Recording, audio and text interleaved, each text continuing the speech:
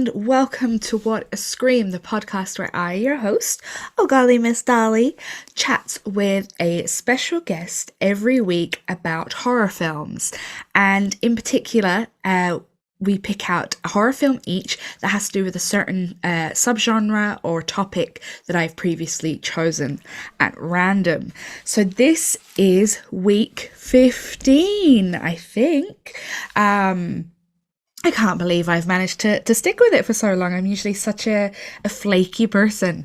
But who knew that I would enjoy so much geeking out about horror films? What a shock. So I hope you've enjoyed listening to me geek out and you're enjoying this series so far, as random as it can be. You know, we've had some really random topics such as female serial killers and werewolves and witches and Dracula, and there's a lot more to come. Like literally my cup of horror is overfloweth with topics. So this week the topic that I picked out is one that I am going to put my hand up and admit that it is not one of my favorite horror kind of subgenres. Would you call it a subgenre? Topics. Let's say topics. It's not one of my favorites. And every time I've said this to people, they have like looked at me in shock and horror, literal horror. But however, here we are. So the subject this week was Hammer horror films.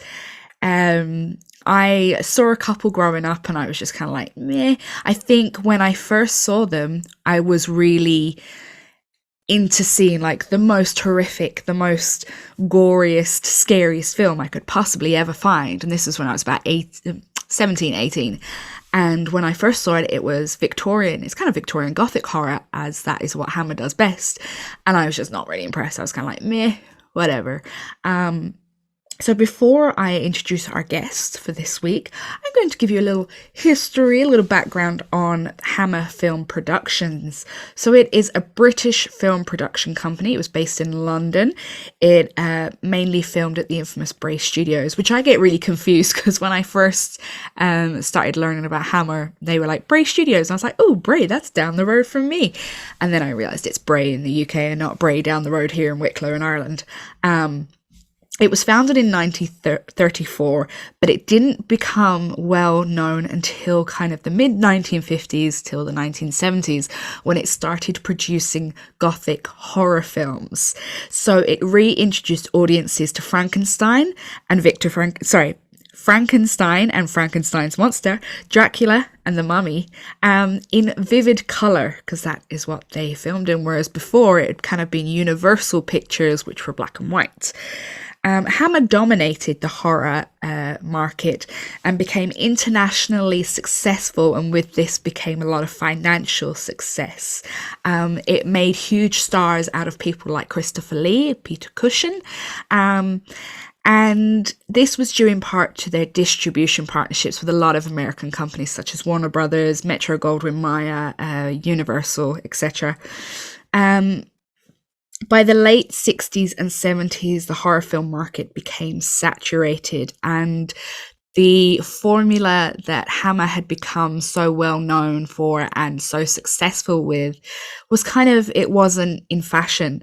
So we see in the late 60s and 70s that a lot of horror moved into modern day, and that was the successful kind of formula from then on. So we saw stuff with like Rosemary's Baby, The Exorcist, The Omen, where horror came out of Victorian Gothic and came into modern day, into the everyday home. And that's what people were looking for. So funding from America dwindled and the company ceased production in the mid-80s. But then in the 2000s, the company was revived through various people taking it over, becoming CEO. I think there was a Dutch company involved at some point. But it began to produce films such as Let Me In 2010, The Resident in 2011, The Woman in Black in 2012, and The Quiet Ones in 2014. So as we see with The Woman in Black, it kind of went back to its Victorian Gothic roots, which was kind of nice to see. I did enjoy The Woman in Black. I'm just going to put that out there. I really like it as a good old-fashioned ghost story. So my guest this week is Ruby Noir. I've already had her on the podcast before. We chatted about... What did we chat? Oh, we chatted about haunted houses before. So here is my chat with Ruby Noir about 2 Hammer horror films. That is Countess Dracula, which has nothing to do with Dracula. And we also do Dr. Jekyll and Sister Hyde. So here it is. I would like to welcome back to the podcast, Miss Ruby Noir. She's back again. And this time she remembered to turn her microphone on. How are you? I am good, thank you. Thank you so much for having me back. That's okay. I'm excited. Yeah, I thought we should probably make this a reoccurring thing where we do all the themes that are a bit more kind of cheesy, a bit more kind of, that kind of cheesy. Especially I don't know what you're talking about. You're like, excuse me. Because I just thought the last time that you were on and we were chatting about House on Haunted Hill, I got it right this time. Yes, you did. Not the haunting on the hill of the house. And there are many versions. I just thought that you were the perfect person to have on when it comes to these kind of kitschy kind of horror. So we've got today's theme, and then we've got another one in the works, which I'm super excited about. Oh my god! Me too. But yeah, camp and kitsch, it's my milieu, you might say. It's my aesthetic. So what have you been up to in the month that has been? Is that your cat? That's my cat. I'm really sorry. So I have to lock him out, and then he gets annoyed and he tries to imitate a human baby. I was like that. Did you have a child in that month? Did you have a child? Oh yes, that common horror trope. Like instant pregnancy and monster baby. No, it's just my cat. Fucking dickhead. So yeah, he's needy. That's basically what I've been doing in the last month. I've been warding off my cat, staring out the window, drinking wine. Nothing terribly exciting. I have been watching a lot of Hammer horror films. Which brings us nicely onto our theme, which is Hammer horror films. Hammer horror films, yes, indeed. So classic studio. So I have never been into Hammer horror. I've never had the need to be into Hammer horror. I don't think I've ever watched a Hammer horror unless it was like very late at night and I was drunk, or possibly high if I was like 18. But what is your kind of background with Hammer horror? You seem to be a big fan of it. I am. I'm not like the world's biggest fan, but I think I'm probably a bigger fan than your average Joe on the street. I always loved kind of Gothic literature and stuff. So Hammer is an obvious sidebar to that kind of stuff. Like that's one of their biggest influences in regards to their horror work at the very least. And also, like I'm a big Mystery Science Theater 3000 fan. For those of you who are familiar with that, which is basically just watching really bad movies and shouting at the TV while you do it. And so this is, and like, pretty much everything Hammer made is gold for that kind of, that style of movie watching, of just, sitting back, relaxing and and just, judging harshly. I think like Hammer, there's just so much. And there are some genuine, like, good films in there, or at least some good filmmaking. Sure. You do not agree. No. Which is fine. That's, the world is made up of many different types. But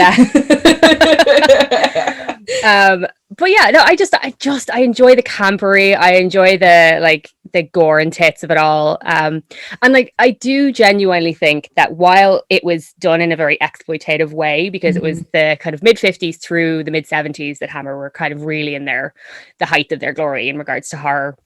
there's some really progressive and transgressive stuff in there if you look for it, which is interesting. Like, whether you like the kinds of movies they made or not, I think regardless, it is an interesting period artifact.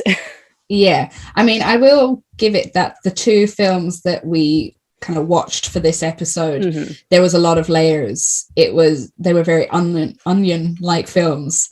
There was a lot of layers to them, unlike a lot of other Hammer.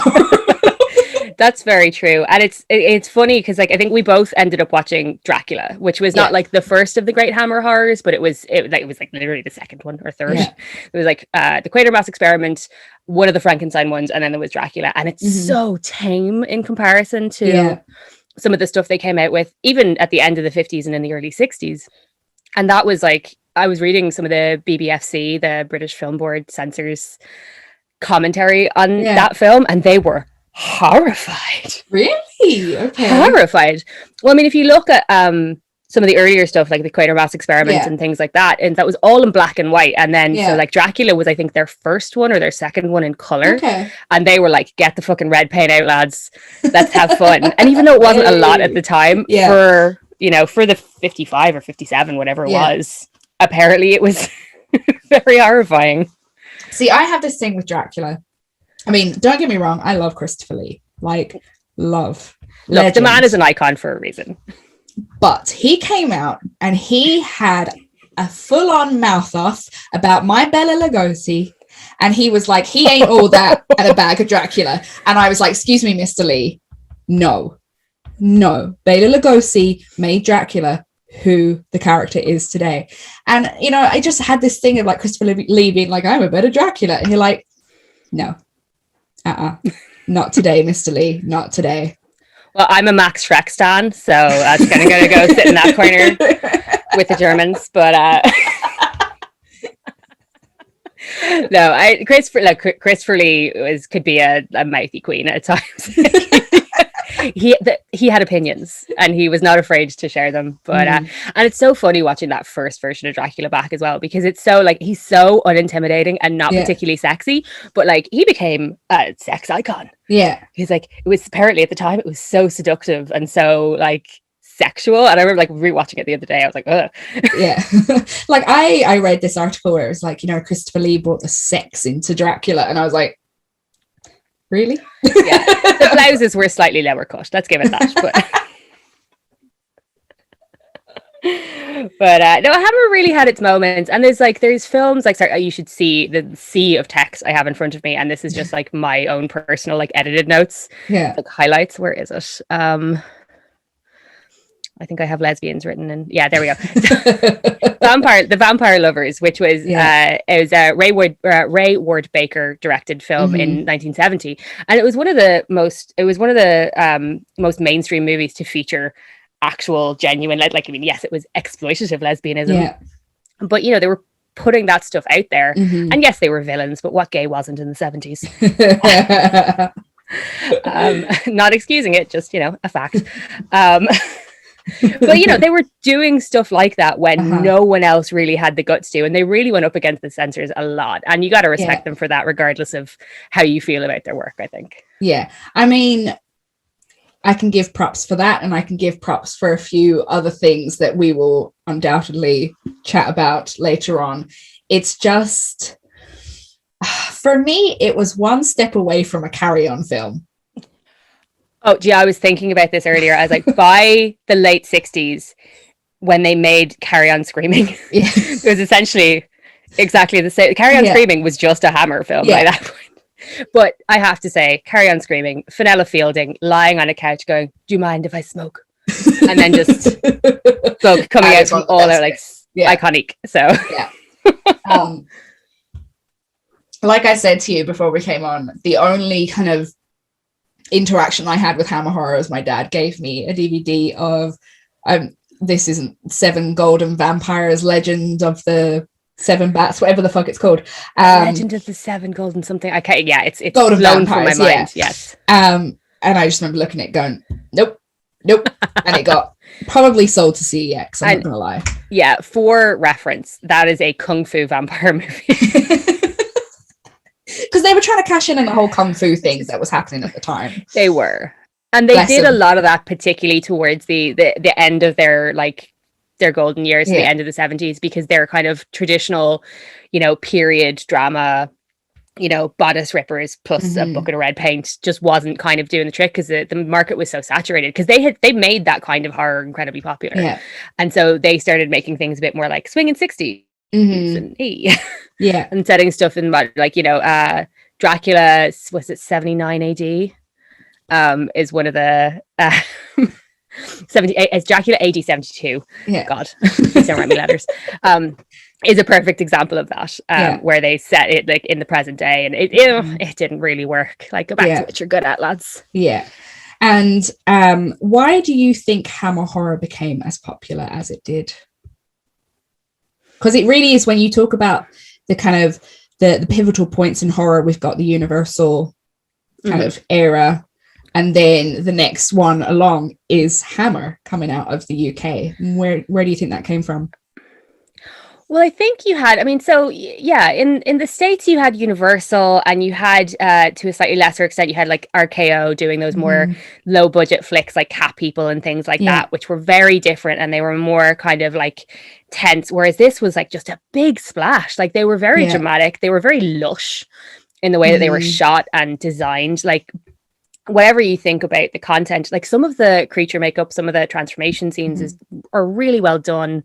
The costuming and everything, like, it's not cheap. Yeah. Or at least, even when it is, they do their best to make it not look cheap. And so I think that people just liked the extravagance of it, because that is kind of key to horror in a sense. It's a lot of something. Yeah. And who doesn't love tits and blood? Blood and tits. Yeah, I think it felt transgressive. It probably felt very transgressive at the time. Yeah. I kind of feel like it kind of carried on this British tradition of theatre, almost pantomime-ish. Yes.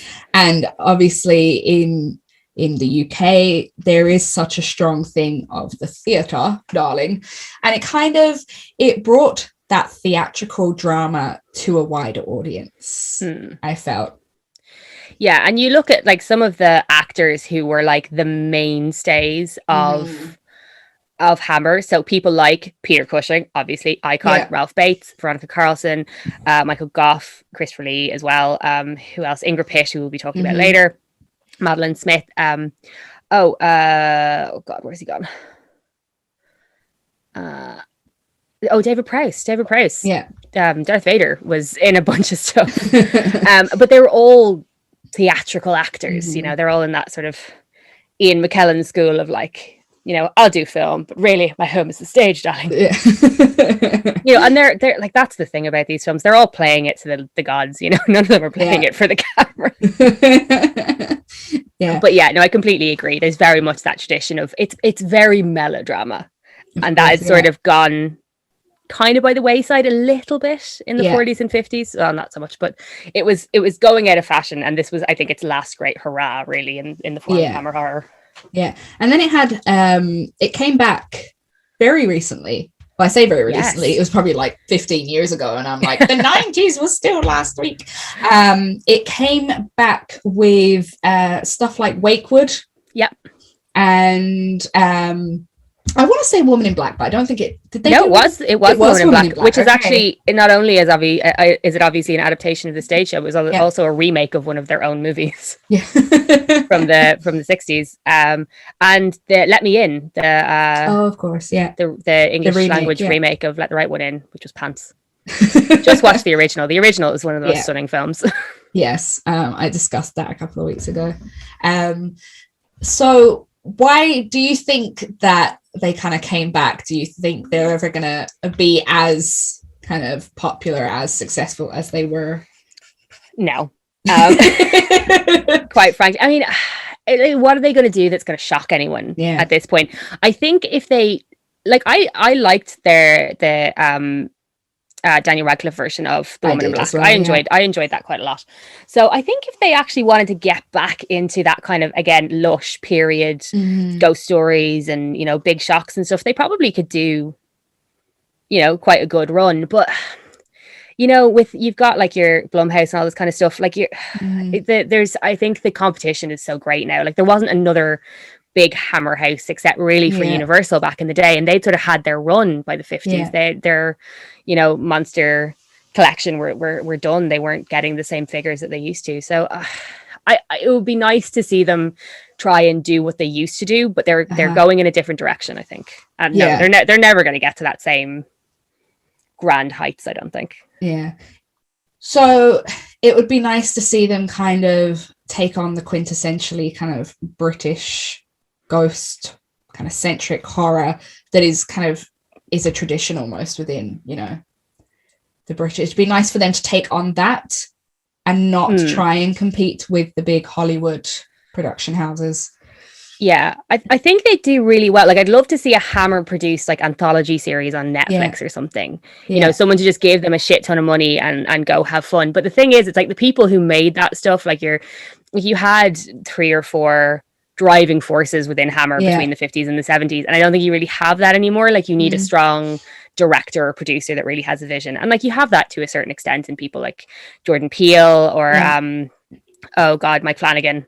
And even what's his name, who does American Horror Story and Glee, Ryan Murphy, thank you. I mean, but like they're producers with sort of like an idea of really where they want to go with what they're putting out there, which is great. So I think they need someone like that in there to really get to anywhere where they used to be. So let's move on to our chosen films then, and I'm going to allow you to go first. As is tradition. Very kind. So my pick is fucking bonkers. and weird, and it has when you sent it to me, because I needed a little help when it came to like looking at Hammer horror that wasn't just Dracula or Frankenstein, and you sent it to me, and I had to read the title several times and be like, really, did I get this right, or is this a typo? I know. So I apologize in advance. So I chose a film called Dr. Jekyll and Sister Hyde, 1971, directed by Roy Ward Baker, who I've already mentioned, and stars Ralph Bates as Dr. Henry Jekyll, and Martine Beswick as Mrs. Edwina Hyde, his alter ego. And it also stars a few other people, Gerald Sim, Lewis Flander, Susan Broderick as Susan. And a few other people. Ivor Dean and Tony Calvin as the real life body snatchers and murderers, Burke and Hare. That made me giggle. It's quite funny. So it is a gender switched or a gender flipped version of Dr. Jekyll and Mr. Hyde, the Robert Louis Stevenson novel, which is an absolute classic and has obviously been adapted many times in many different ways. The switch being that instead of turning into a murderous monster, he turns into a murderous lady who he pretends is his sister. It also brings in the 2 real life crimes of Jack the Ripper and the aforementioned Burke and Hare, who he hires at one point to get him lady spleens or something. Lady spleens. So in the beginning, he is harangued by his fuckboy friend Professor Robertson, who's because he's just sitting around being like, I just want to cure cancer or typhoid or whatever, and Robertson is like, no, fuck you, what's the point, you'll be dead by then, you'll never get any glory. He's a real shithead, so I enjoyed watching him die. And so instead of working on trying to cure normal diseases, Hyde decides he's going to try and cure death itself. And in order to do that, he needs female hormones because their ladies' hair don't fall out and their skin stays soft and beautiful. But he discovers that in the process of making this serum, it turns him into a woman, who he passes off as his sister at various different points to his upstairs neighbours. The daughter, Susan, is a little bit obsessed with him for no reason, because she seems to be in love with him before she even meets him. Like, the poor guy just passes through the hallway every now and then. She's like watering her plants, pretending like... Yeah. She's like, he must be perfect. And then she also has a fuckboy brother who is obsessed with Hyde. So but like roughly the plot does adhere to the Dr. Jekyll and Mr. Hyde. So it's told kind of essentially in flashback. It's Dr. Jekyll writing his sort of confession before he ends up dying. It is a weird film. It is very exploitative in many ways. There's the most unintentionally hilarious scene when he first transforms into Hyde, and she opens her robe and she's like, "Oh my god, my tits are amazing." And it's really, and to be fair, if I woke up like with a body like that, I'd probably do the same thing. She does have very nice boobs. Yes. Yeah, it's sort of weird because you can read it as a very bad take trans allegory if you want to, but it's also arguing that female hormones and the feminine form and biology is actually superior to male. Yeah. So it's gender politics are all over the shop. Yes, it's an interesting film because you think it's going to be like this, he turned into a woman, that kind of, everyone thought that kind of stuff was hilarious back in the day. But then there's these like little moments, like there's this moment where he meets the brother outside as Dr. Jekyll, and he like touches his face very tenderly, and he's like, whatever, I can't remember what the brother's name is. Howard. He's like, Howard, and like caresses his cheek, and you're like, it's not played for laughs. Like, as I said, there are some unintentionally funny bits in it, and even I would say it's more sympathetic than you look at something like Psycho or Dressed to Kill, where it's like the feminine presence is the murderous one, where it's like, and that is true, but Jekyll is just as implicit or complicit in all of these murders, and in fact just as guilty. So it's not that like she's just the crazy mad one. Like, she wants to be free, she wants to be in the world now that she's been let out. So I suppose, and like, I don't want to get too much into the trans allegory stuff because I don't really think there's any point. I don't think that was the intent, regardless of how you can possibly read it. But I like, it wasn't the intent, but a lot of the time with films, they kind of take on very much a thing of their own, and I can definitely see how, we've got this, what they call the monstrous feminine as well as the monstrous queer, and you can definitely read a lot into it. So it would be kind of interesting, if there was any meaning behind it that was kind of put in there, kind of coded. I don't like to put on or like assume any meaning that wasn't there, but I would not be surprised. Like it does feel very coded in a way. It definitely, in the way that when Jekyll transforms into Hyde, he feels more confident and stronger as Hyde.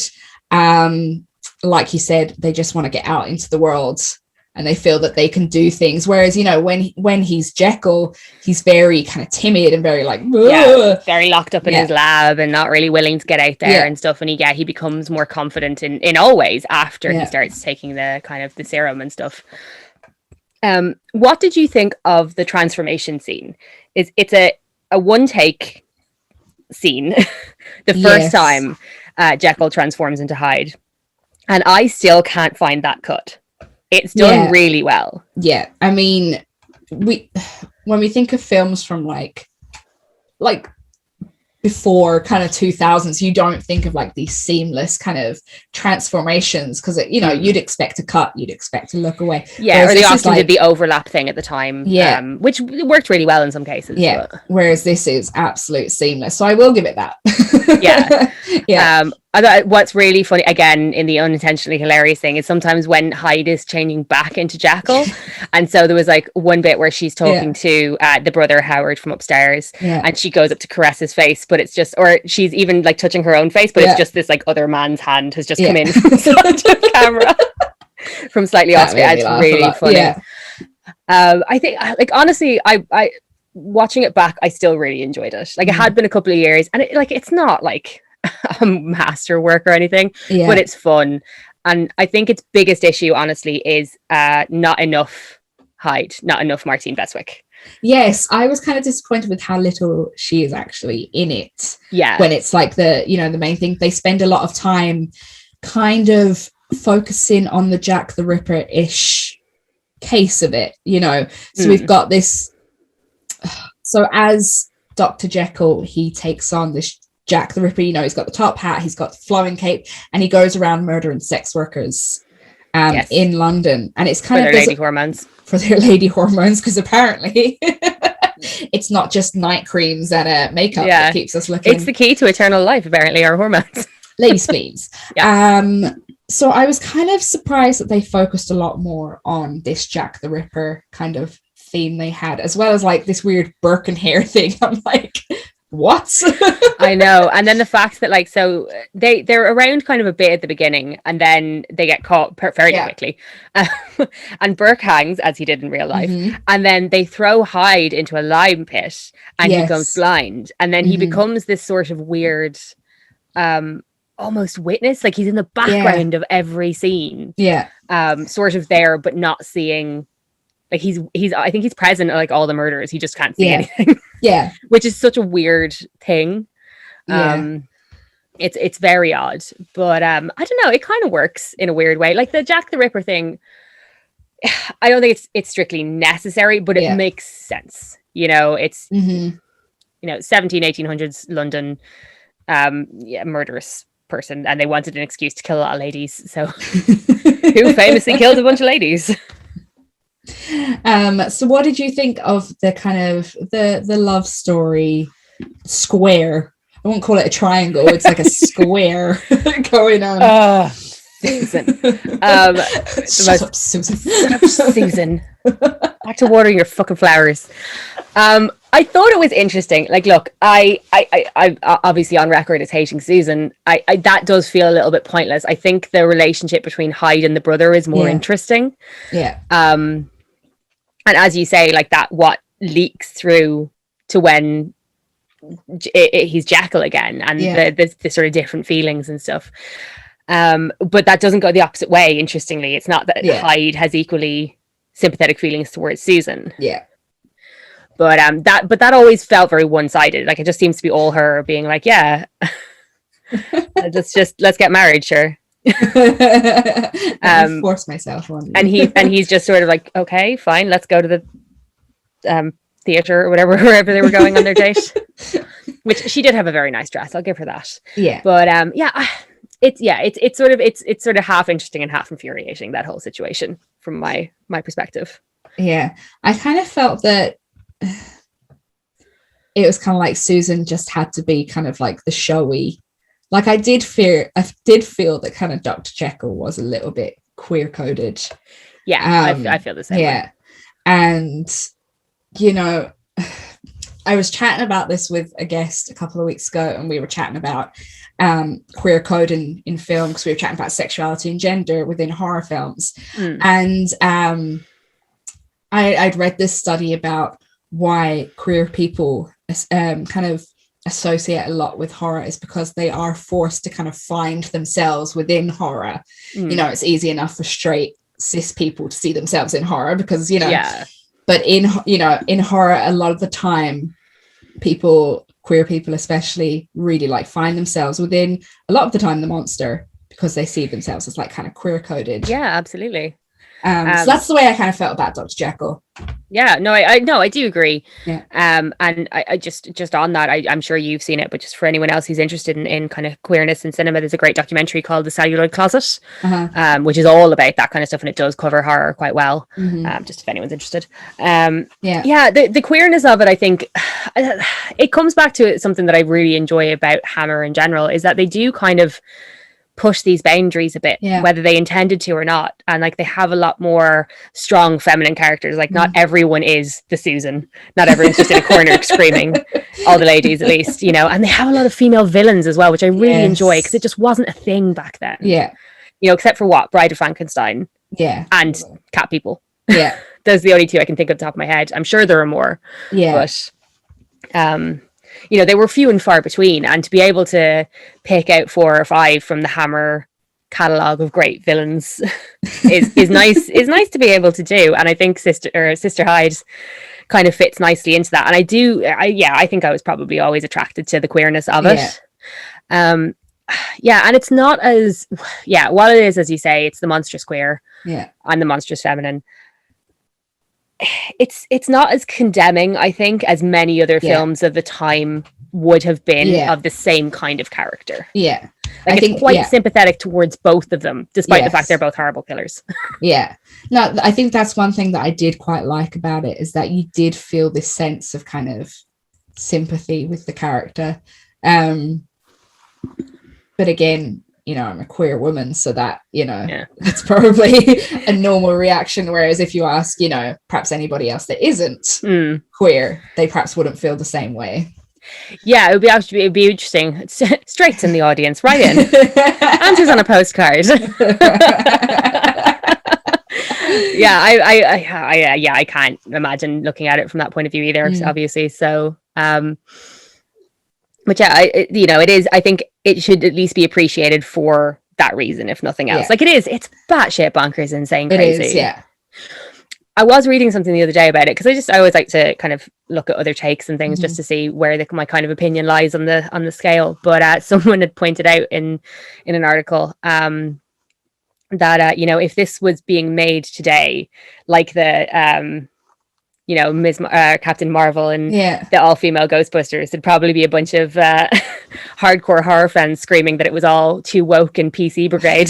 How very dare you have a lady Hyde. It absolutely would, yeah. That's so true. So would you recommend this to horror fans? Look, I would. I still enjoyed watching it, I gotta say. And look, it's an hour and a half long. It's not going to take up much of your time.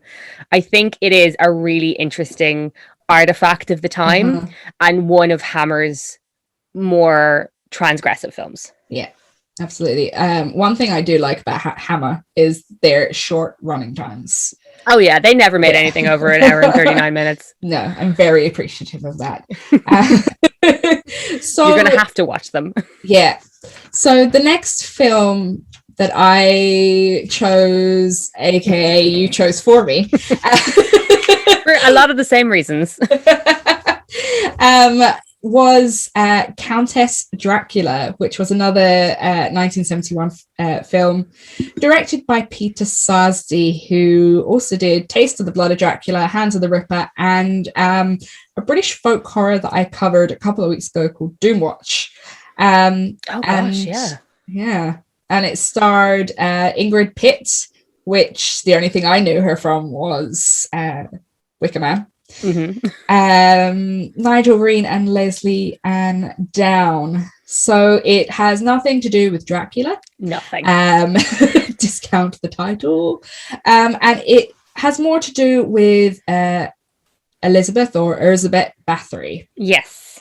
It's basically her story. I think they just decided to get the name recognition from Dracula. Yeah. So it follows a 17th century Hungary countess called Elizabeth, who is widowed, and through she gets into a tiff with a maid or a servant in the castle, and blood is spilt, and it's spilt on her, and she realizes, oh my god, she just wipes away her wrinkles. Yeah. It's amazing. They got the makeup wipes out and just like right, it's like some dodgy Facebook ad. It's like it's really funny. Wipe away. And she enlists the help of another maid, Julie, and her lover, Dobie. And altogether they kill a lot of young girls. And she bathes in their blood, and her libido comes back, and she's all sexy and beautiful. Giant sponge. Right? Like, where did she get a sponge that big? The giant sponge is my favorite. It's like you never see her in the bath of blood. She's just got this giant sponge, and she's like, dab, dab, dab, dab. I'm just going to touch myself up here. Yeah, it's very funny. Anyway, sorry. Yeah, so there is a young nobleman who kind of inherits the stables and the horses, which is a really strange thing to inherit. Yeah, they're all very impressed by it, and Captain Dobie gets very annoyed. Imri. He's the son of her dead husband's best friend. Yeah. And he falls in love with the young Elizabeth, who actually is pretending to be her daughter. Yes. Now her and Captain Dobie have her daughter kidnapped and held by some guy. Some dude. Yeah, some dude that is like, a little bit rapey. Let's not, And then she pretends to be her daughter, and she kind of entraps this young nobleman to marry her even. Yes, the one thing that sticks out in my mind was boobs. Oh, so many boobs. This is peak boobs. blood and tits for Hammer, I think. This is probably one of the highest on that particular scale. And like, it's so weird because I was shocked by it. I was just That's so funny. Oh my God. But like, think how they felt in 1971. Just like, how? Like, back in the day, how did they get away with all these tits? Well, this was, the 60s and the 70s was like the fall of the censors. It was when cinemas stopped being afraid of them. So even though the BBFC and all that sort of stuff still existed, cinemas started showing these things. They were like, Deep Throat happened. They were like, shit, we can get away with anything. But it's just so funny. That was so shocking to me. I was like, Jesus, I haven't seen this many boobs. Was it because they were vintage tits? It was just that bit more shocking. That's what it is. Vintage tits. Yeah, it's because so much of it is unsoundtracked as well, so it's just silence and then boobs all of a sudden. I was like, Jesus. And like, I was trying to think, I was like, of all the horror films I've watched, I was like, it's only the 80s that have kind of rivaled. Oh yeah, the 80s were pretty bad for it, weren't they? Yeah. Well, that was really the inevitable conclusion to what happened in the 70s was all the boobs in the 80s. Yeah. So yeah, let's get the vintage tits out of the way. It is very, very bodice ripping, as we say. Yes, indeed. So what did you think of its portrayal of the Bathory kind of legend? Much like the previous film, I thought it's real stupid and I enjoyed it a lot. It's actually one of my favorite Hammers, I think, for all that it's very stupid. Its pacing is a bit weird, but I actually think it's got a couple of really fun performances. No, I did not say good, I did say fun. I think Ingrid Pitt is doing her darn, like, she essentially plays two entirely different characters, and she is working her arse off. And I think she actually plays both really well. Like, I love, like, her older Elizabeth is so, like, she is so angry and so bitter, and which I really enjoy, and greedy, and desperate.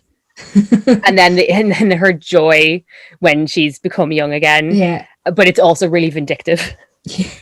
Like, it's actually a really nuanced performance when you get into it. And I also really enjoy Maurice Denham as the castle historian. Yes. Sort of like this giggling old man who I swear to God walked straight out of a Disney movie and into this. It's so weird. It's got a lot of problems. Like, a lot of problems. As a take on the the Bathory legend and what essentially was a real life crime, it's a weird one. Yeah. It almost doesn't take it far enough, actually, I think. But again, it was the 70s. So because, if accounts are to be believed, and I think, history probably has made things a lot bigger, but like, if accounts are to be believed, that woman killed hundreds, possibly thousands of people. And so it almost didn't seem quite that horrifying. There's like, at the end they open a door and there's like 4 naked ladies piled on top of each other. Which is, don't get me wrong, it's still horrible, but I used to be obsessed with Elizabeth Bathory when I was younger. Like, because I hadn't heard of her I didn't hear of her until I was like 13, and then I found out about her and I was like, I'm sorry, what? Stop the presses. This sounds fabulous, also terrible, but fabulous. But yeah, no, I do really enjoy it. It's camp as tits. It's camp as all the tits. All the tits. All of the vintage tits. Yeah. It's very silly, but again, hour and a half long. I think Ingrid Pitt does amazing. I think some of the other performances, the guy who plays Dobie as well, Nigel Green, is again doing his damnedest. He really is. Yeah, it's very pantomime-ish. It's very Him and the castle historian were just like out of a pantomime. Yeah. And what did you think? Because again, like, I just sort of sent a few of the things that I thought you'd probably get the most out of. Yeah, I mean, I felt that with Countess Dracula, obviously having this like very gothic backstory or, foundation story, it's very gothic. It's like, it's what all the goth girls are into, as you said, being into Elizabeth Bathory. And it just didn't, like you said, it didn't take it far enough. It didn't make it gothic enough or horrific enough. Again, that could have been just because of censors or whatever. I felt they kind of focused a lot on the love triangle. Again, they seem to like these like love triangle, love shapes, love squares. They do. They love to have a very innocent girl off in the background who isn't really that important to anything. But she's there for some reason. Yeah. So I felt they kind of concentrated a bit more on that rather than, you know, a lot of the time it was like, what can Dobie do to, because obviously Dobie was madly in love with the Countess, but she, you know, was obsessed with the youth.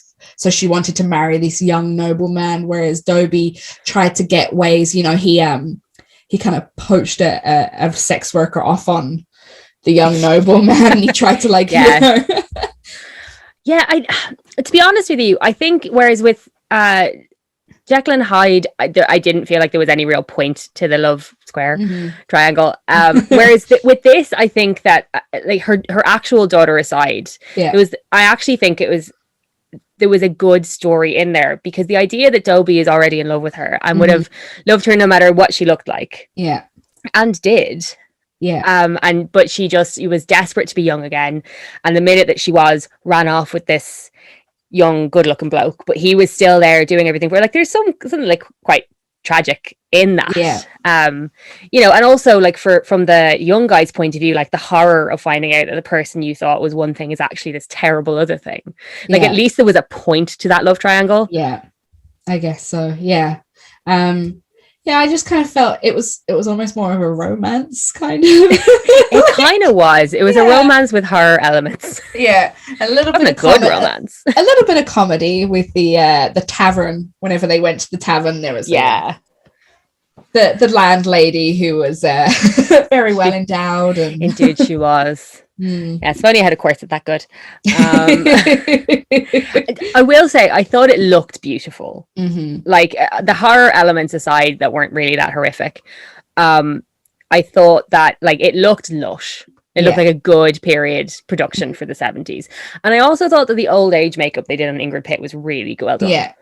Like particularly as it got more and more kind of gnarled and horrific as she went along. Like every time she changed back, she got uglier and uglier. Yeah. It kind of took on a bit of a almost like a Dorian Gray kind of feel that, you know, like, you know, the uglier she became on the inside, kind of the more uglier she became when she transformed back. Do you feel that, especially with, say, these two Hammer horror, that they are kind of morality tales, like cautionary tales? Do you feel that like Hammer were kind of taking that kind of... I mean, yes, but that kind of that element of it was always there, wasn't it? Like there's an element of that in Dr. Jekyll and Mr. Hyde in the novel. I mean, is there a morality tale in the story of Countess Bathory? You know, don't kill people or you'll get executed. Yeah, sure.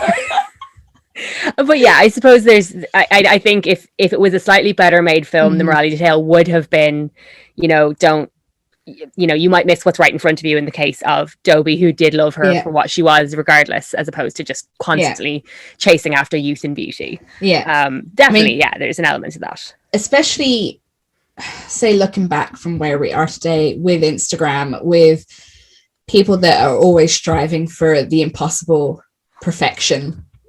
You know, it kind of had a strong whiff of that kind of morality off of it. For me anyway. Yeah, you know, I didn't think about it from that kind of modern point of view. No. But like, you know, there are going to be people from our generation and the generation after us who are going to be in their 50s and 60s using that Facetune, honey.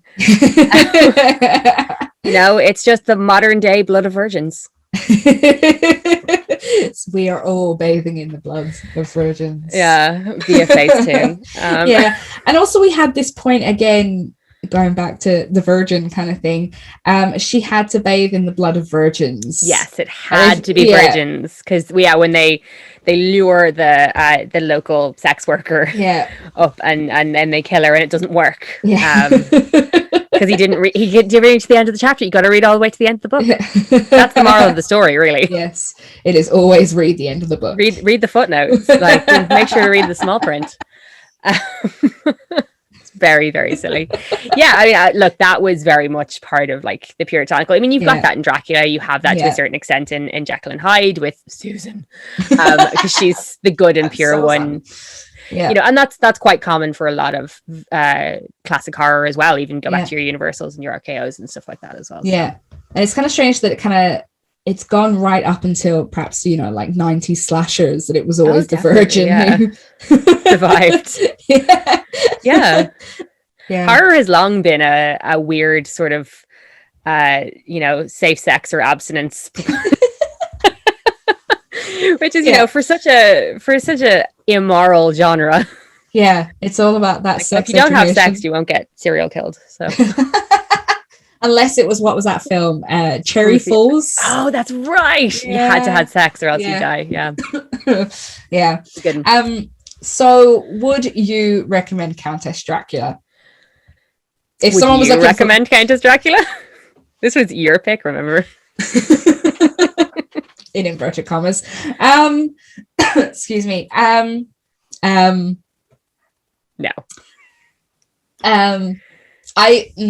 So the way I feel about Hammer films is, if you are drinking with friends or you're having a bit of a smoke with friends, then yeah, put it on.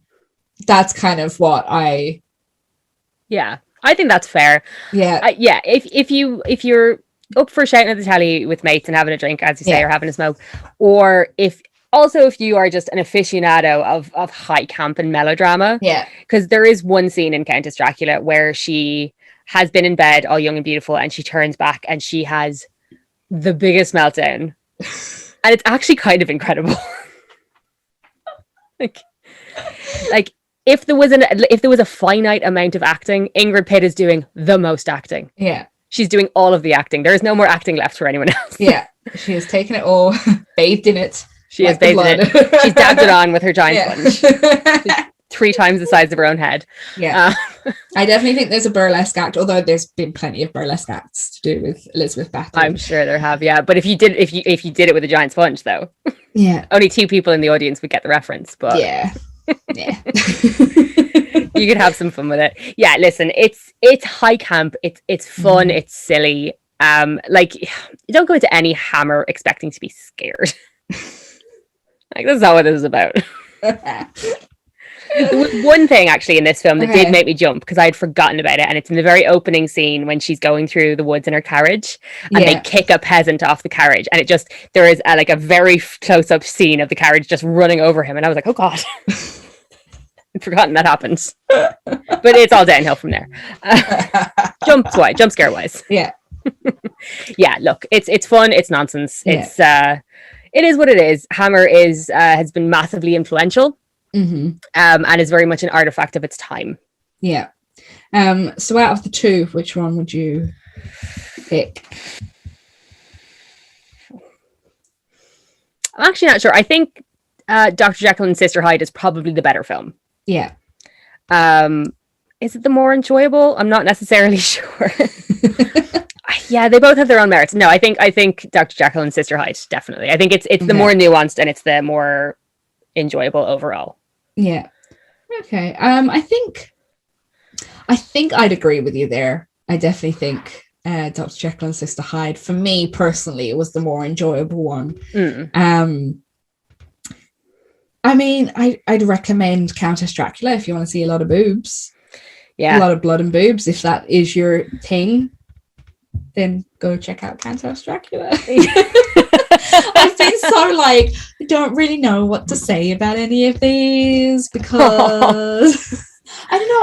I don't find that Hammer is just, it's not my bag. It's not, There's nothing wrong with that. I mean, it is, as I say, it was something very specific. And as you pointed out at the beginning, it's coming from this very high theatrical tradition of British filmmaking and British melodrama, and these actors that are coming in. And then it's also just everyone involved. It was a factory. They were just pumping these things out. So everyone was working to max capacity all the time. So, it's not for everyone, but then what genre of horror is? Yeah, exactly.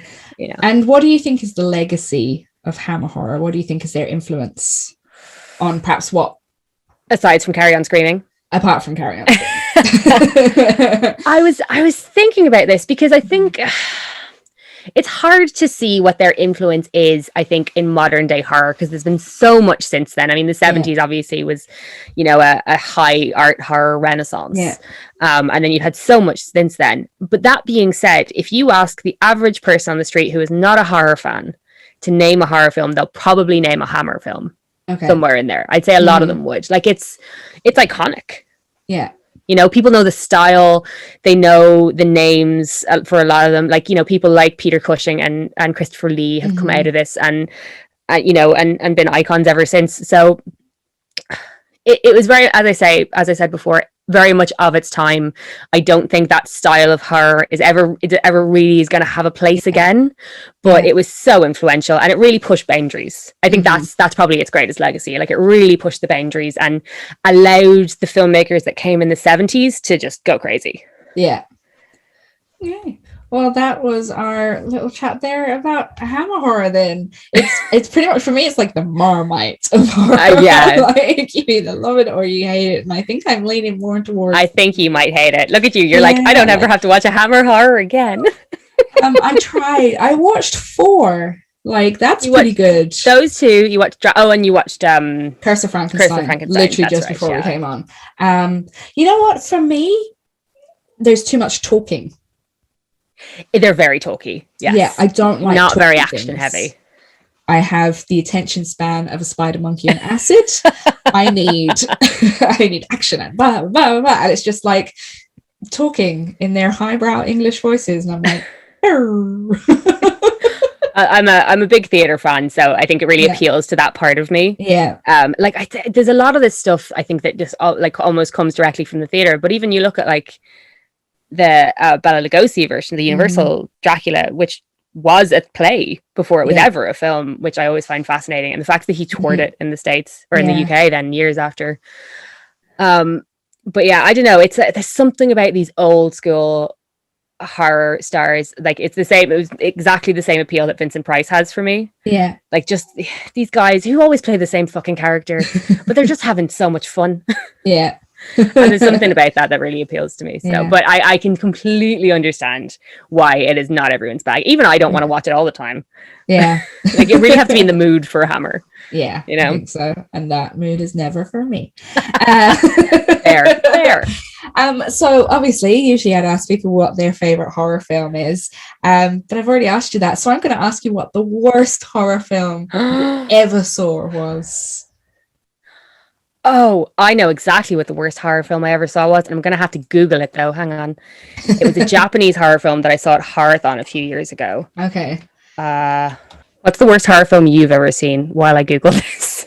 Worst horror film I've ever seen is Verotica. Hands down, Verotica. By Glenn Danzig. Anyone... Here we go. I got it. That's been asking me, I've been like, please go watch Verotica. It's on Shudder. It's an anthology film, and it is the worst fucking film I have ever fucking seen in my whole entire fucking life. Okay, worst horror film I've ever seen is Japanese horror Tag by Sion Sono. Okay. Oh, it is just, and I read a review, like myself and a friend went to see it in the Horrorthon, and we were just disgusted from I can't even tell you, like, it's weird. So it's like obviously schoolgirls, and then they're running away from a thing, but then it turns out they're in a computer simulation because this guy, it's fucking bananas. But Japan, fine. Yeah. But I once I once saw it described by a positive review as an upskirt feminist opus, and I was like, think about the words that you have said and then explain yourself. You man. Upskirt. Okay. Yeah, a lot of upskirt, just awful. Oh, God. Awful. Right. That. Yeah, it's like a series of vignettes, and the lead character is played by multiple different actresses throughout because of the whole like computer simulation thing. Very weird. Okay. Very weird. Just bad. A lot of upskirt shots, and it's not old enough for that. Quite frankly. Sorry, go on. I was just going to say, because when we saw it, it was like, I don't know, day 3 or day 4 of the Horrorthon, and it was like an afternoon showing. So it was also like 10 other people, and you could see there was like 3 or 4 dudes who were super into it, and that was it. Of course. Of course. And it was just like, yeah, and you know what the IFI smells like by day 3 of Horathon, you know, because like we've all been sitting there for 3 days. Yeah. Thank you very much for coming back. And always a pleasure. I'm sorry I put you through that because the Hammer Horror was my idea. You took my Hammer Horror virginity and I want it back. And I'm very excited for our next. I am super excited about that. Yeah, we will. We're going to have fun with that one. Yes, definitely. So thank you very much. That was my chat there with the wonderful Ruby Noir about 2 Hammer horror films.